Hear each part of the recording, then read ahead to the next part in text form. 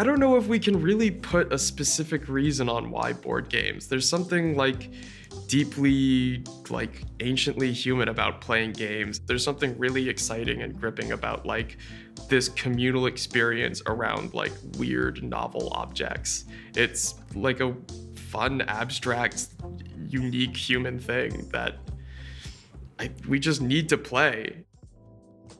I think that games are a unique cultural artifact in that they're a very active process, meaning rather than just sitting and watching a film, for example, and getting some emotional benefit out of it, with a game, you're sitting around with a group of people and creating the experience that results from it. So you're having to engage in that very actively, intellectually, emotionally, and I think that that brings some great benefits to it.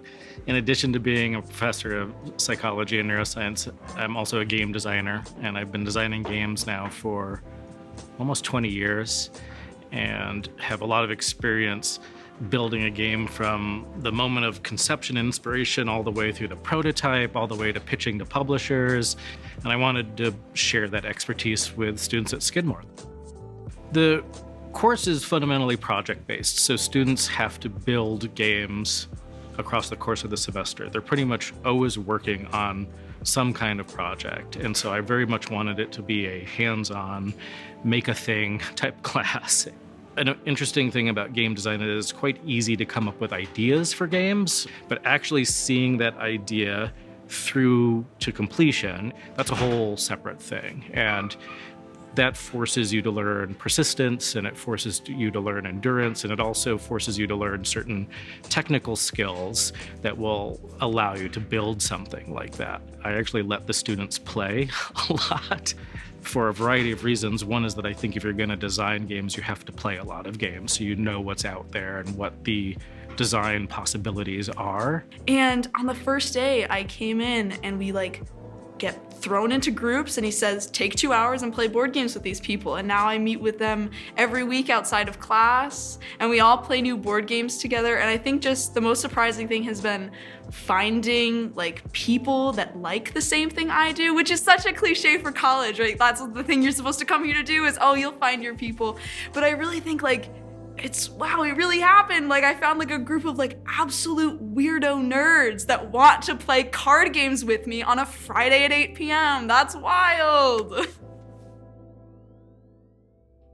People tend to make games that appeal to themselves. And so they're basically creating games that appeal to their own demographic. And what we've seen in recent years is that as more women have gotten into game design, they're creating games with actually quite different themes and settings and game mechanics that appeal, we think, to different demographics. And I think that's also going to be true for people of color. I think that's going to be true for transgender folk. I just think that a greater diversity of people that we get into both playing games as well as designing games, it's going to be a more welcoming community for everybody. Getting all the different perspectives of the people in the class and being able to see how people are bringing in their major and their interests into this space, because it is a communal space with a lot of different people from a lot of different backgrounds and communities. We're getting all these different perspectives about gameplay design, and we're getting a lot of personal investment and seeing how people are putting themselves into their games. And it's really cool to see. You can create a situation with your friends in which you can transcend yourself and put yourself into the role of other individuals and imagine yourself as something completely different, take on a new identity. And not only is that incredibly enjoyable, but I also think that there's a lot of benefits that come from that. So there's cognitive benefits in terms of just exercising one's imagination. I think that that's something adults don't get as many opportunities to do as they would like. But it also has a social benefit in the sense that when you exercise your ability to put yourself in other people's positions, I think it's easier to escape your own biases and step outside of yourself and imagine what life is like for other people in the real world. And we know that there's a lot of benefits for that in our society.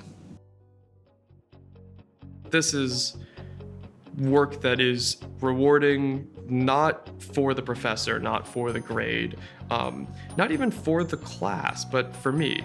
And it takes a lot to do that in school. It feels exciting to put in the work, to explore this space, to feel like I'm learning and gaining skills here. I also think that something that was a really fun takeaway was like, you can just like do things. Coming into this and just being like, oh yeah, I can just sit down and like do that and like make something that other people think is fun.